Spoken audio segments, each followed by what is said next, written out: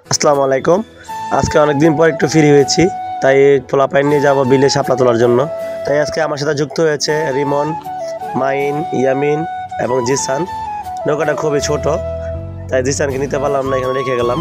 দুইটা মোটর বাজার ঘুষ দিয়ে। আসলে পৃথিবীতে ঘুষ ছাড়া কিছুই চলে না। নৌকাতে উঠতে না উঠতে প্রথমে দেখলাম একটা মাটি ট্রলার। আসলে পানির নিচ থেকে মাটি কাটা যে কত কষ্টের তা শুধু একজন পুরুষ মানুষই জানে। আসলে যার নিঃশ্বাস যত বেশি বড়, সেই একমাত্র এই কাজটি করতে পারে। তাছাড়া অন্য কারো পক্ষে এই কাজ করা সম্ভব নয়।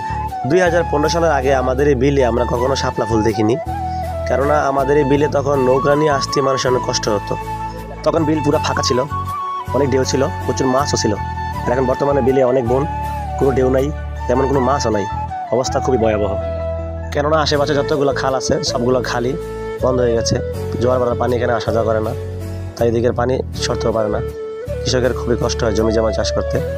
তাই আগে আমাদের দরকার আমাদের এই খালগুলো খনন করা, তাতে জমিগুলো বেঁচে যাবে, কৃষকও বেঁচে যাবে। আমাদের এই বিলের গভীরতা আসলে অনেক বেশি, তাই শাপলাগুলো অনেক লম্বা হয়, মোটা হয়, খেতেও খুব সুস্বাদু হয়। কখনো এইভাবে নৌকা দিয়ে ঘোরা হয় না, তাই আজকে আসা হলো।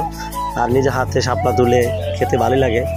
দেখেন আমাদের রিমন খুব ধৈর্য সহকারে শাপলাগুলো তুলতেছে। আসলে নিজ হাতে শাপলা তোলার যে কী একটা আনন্দ, কী একটা ফুর্তি, যারা প্রবাসে থাকে তারা খুব মিস করে এগুলা। কারণ ছোটোবেলায় এগুলো নিয়ে অনেক দুষ্টামি করতাম, অনেক খেলাধুলা করতাম, অনেক সময় কাটাইতাম। এগুলো এখন দেখলে খুবই ভালো লাগে।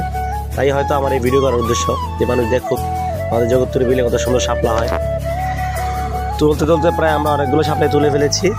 আমাদের শাপলা তোলা প্রায় কাজ শেষ, আমরা এখন বাসায় চলে যাব। তাই রিমন শাপলাগুলোকে সুন্দরভাবে পেয়েছি, একটা আটি করে দিচ্ছে যাতে শাপলাগুলো নষ্ট না হয়ে যায়, শুকিয়ে না যায়। আমাদের শাপলা তোলার কাজ শেষ। আমরা অনেকদিন পর আমারও ইচ্ছে হচ্ছে নৌকা বাইতে, তাই তো নৌকাতে উঠে গেলাম নৌকা পাওয়ার জন্য। নৌকা বাইতে একটু কষ্টই লাগে, কেননা অনেকদিন পর তো।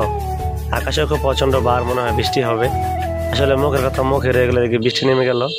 এদিকে আসার পর বুঝতে পারলাম এখানে পানি একটু কম আছে, তাই আমরা পানিতে নামার পরিকল্পনা করতেছি। এই তো পানিতে নেমে গেলাম। পানিতে নামার পর একটা অন্যরকম অনুভূতি ফিল করছি এবং পায়ের নিচেও কিছুটা ফিল করছি। আসলে এটা আগে ভুট্টাকে ছিল।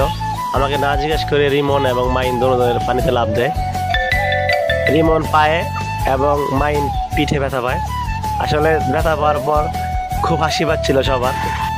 কিছু কিছু ব্যথা যে হাসির কারণ হয়, এটাই তার প্রমাণ। যাই হোক, আজকে আমাদের দিনটা খুবই ভালো কাটছে, কেননা আমরা আজকে অনেক এনজয় করেছি, অনেক মজা করেছি। কিন্তু ছোট হিসাবে তারা আমাদের সাথে বেদবি করেছে, তাই জন্য তাদেরকে ফালাই আমরা চলে যাচ্ছি। কিছুটা পথ যাওয়ার পর বুঝতে পারলাম তাদের খুব কষ্ট হচ্ছে, তাই তাদেরকে আবার নৌকা থামাইয়া নিয়ে নিচ্ছি। কেননা বাচ্চা দুটো খুবই ছোট, পানিতে বেশি সাঁতরানো সম্ভব নয়। দেখতেই বুঝতে পারছেন যে কতটুকু ক্লান্ত হয়ে গেছে, হাঁপিয়ে গেছে। তাই ওদেরকে আবার আমাদের পাশে নিয়ে নিলাম।